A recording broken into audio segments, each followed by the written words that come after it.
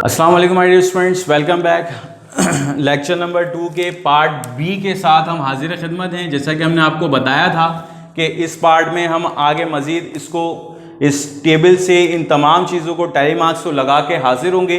तो हमने ये काम कर लिया है और जैसा कि आप देख सकते हैं कि हमने क्लास वाइज या टैली मार्क्स लगाकर फ्रीक्वेंसीज निकाल ली हैं। तो हम आपको एक रिव्यू दे देते हैं जैसा हमने पहली क्लास में किया था। सिमिलरली इस तरह हमने तमाम की तमाम क्लासेस में किया और हर 4 के बाद 5वीं ऑब्जर्वेशन जब हमने वहाँ काउंट की तो हर एक को हमने पैक किया और इसी तरीके से देखें आप 5, 10, 15 हमारे पास इन सब का टोटल फ्रीक्वेंसी आ गई। आइए स्टूडेंट, अब हम आपसे बात करेंगे कि क्लास बाउंड्रीज किस तरह निकाली जाए। तो क्लास बाउंड्री निकालने का तरीकाकार बिल्कुल सेम है स्टूडेंट्स। हमने जिस तरीके से आपके साथ डिस्क्रीट डेटा के हवाले से बात की थी कि जब हम यहाँ क्लास बाउंड्री की बात करते हैं तो इस क्लास बाउंड्री में हम आपके साथ जो लोअर क्लास होती है, लोअर क्लास में जिस तरह हम डिस्क्रीट डेटा में 0.5 लेस करते थे, यहाँ हम लेस करेंगे 0.05।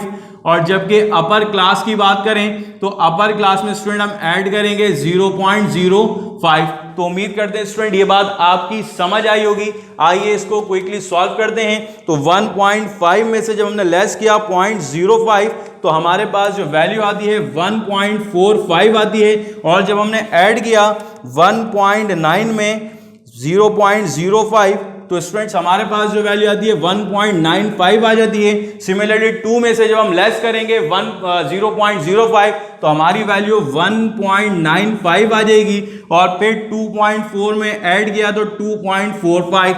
इसी तरीके स्टूडेंट्स 2.5 में से हमने लेस किया 0.05 तो 2.45 आ जाता है। और इसी तरीके से हमने जब 2.9 में ऐड किया 0.05 तो हमारे पास 2.95 की वैल्यू आती है। और फिर स्टूडेंट्स हमने 2.95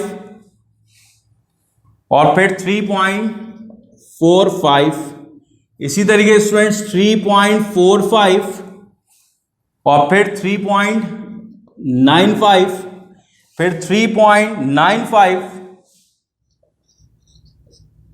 और 3.95 के बाद फिर जब हमने 4.4 में ऐड किया 0.05 तो 0.45 आ जाएगा 4.45।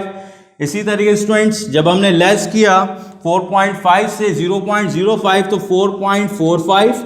और जब हमने ऐड किया इसकी अपर क्लास इंटरवल में 4.9 में 0.05 तो ये 4.95 बन जाता है। तो उम्मीद करते हैं स्टूडेंट ये बात आपकी समझ आई होगी। तो आप देख सकते हैं दोनों में जो सिर्फ मेजर डिफरेंस नजर आया आपको वो क्लास बाउंड्री निकालने का आया। तो हमेशा याद रखिएगा जब आपके पास डेटा की नेचर डिस्क्रीट हो, होल नंबर में डेटा आपको अगर गिवन हो तो आप क्लास बाउंड्री निकालने के लिए 0.5 को इस्तेमाल करेंगे। और जब आपके पास डेटा की नेचर कंटिन्यूस की हो तो आपने यहां 0.05 को इस्तेमाल करना है क्लास बाउंड्रीज निकालने के लिए। इन दोनों में मेजर डिफरेंस सिर्फ यही था। और बाकी इसके अलावा अगर आपको इसमें रिलेटिव फ्रीक्वेंसी निकालनी हो, कम्युलेटिव फ्रीक्वेंसी निकालनी हो या आपको क्लास मिड पॉइंट निकालना हो तो इन तमाम का तरीका बिल्कुल सेम है जिस तरह हम डिस्क्रीट डेटा को ट्रीट करते हैं। तो स्टूडेंट उम्मीद करते हैं ये बात आपकी समझ आई होगी। और ये हमने जो तैयार किया है बेसिकली ये हमारा फ्रीक्वेंसी डिस्ट्रीब्यूशन टेबल होता है।